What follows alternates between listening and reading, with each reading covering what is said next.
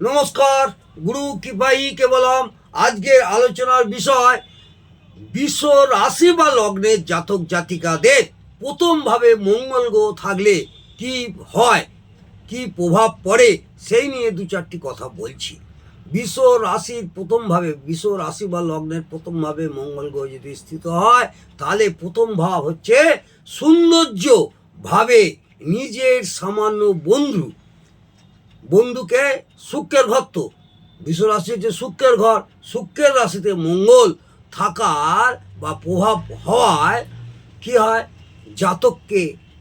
জাতক বা জাতিকাকে শারীরিক লাভ ও স্ত্রীদের সঙ্গে ভালো সম্পর্কের সঙ্গে রক্ত বিকার, নির্বলতা, ধাতু ছিন্নতা ইত্যাদি রোগ হতে পারে বা হওয়ার সম্ভাবনা প্রবল থাকে। বোঝা গেল?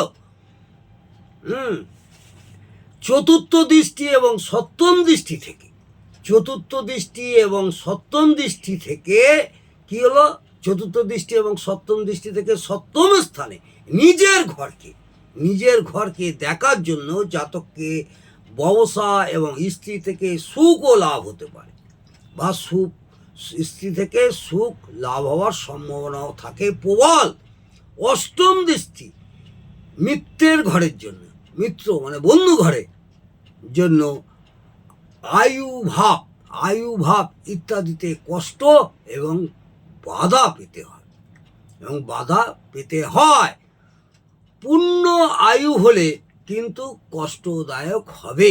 পূর্ণ আয়ু হলে অর্থাৎ অনেক দিন যদি সেই জাতক জাতিকা বাঁচে, তাহলে খুব কষ্টদায়কের সঙ্গে বাঁচবে এবং জাতক মাঙ্গলিকও হবে। বোঝা গেল? ফের বলি, অষ্টম দৃষ্টি মিত্র মানে বন্ধুর ঘরে জন্য আয়ু ভাব ইত্যাদিতে কষ্ট এবং বাধা পেতে হয়।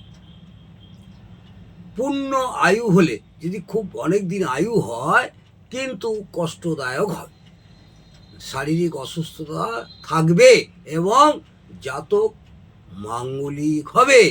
আজকে বিশ্ব রাশি জাতক জাতিকাদের প্রথম ভাব, বিশ্ব রাশি বা লগ্নের জাতক জাতিকাদের প্রথম ভাবে যদি মঙ্গল গ্রহ স্থিত হয়, তাহলে তার কি প্রভাব পড়ে এই ছোটোখাটো আলোচনাটা করলাম। যেসব জাতক জাতিকাদের লগ্নকুণ্ডলী বা জন্মকুণ্ডলী আছে, তারা নিজেরাই দেখে নেবেন তাদের কোন জায়গায় কোন রাশি সাপেক্ষে কোথায় মঙ্গল গ্রহ বসে আছে, তাদের কি ফল হবে নিজেরাই জানুন। কোনো জ্যোতিষ ভাইয়ের কাছে জানার প্রয়োজন নেই বা যাওয়ার খুব প্রয়োজন না হলে যাওয়ার দরকার নেই। আজকে এই পর্যন্ত। যদি ভালো লাগে অবশ্যই সাবস্ক্রাইব, কমেন্ট এবং লাইক করে আমাকে উৎসাহিত করবেন। নমস্কার, জয় মা তারা। ভালো থাকুন, সুস্থ থাকুন, আনন্দে থাকুন। সব সময় একটা পজিটিভ চিন্তা ভাবনা নিয়ে অগ্রসর হন, দেখবেন আপনাদের নেগেটিভ প্রভাব থেকে অনেকটাই মুক্তি পাবেন। জয় জয় তারা, জয় মা তারা।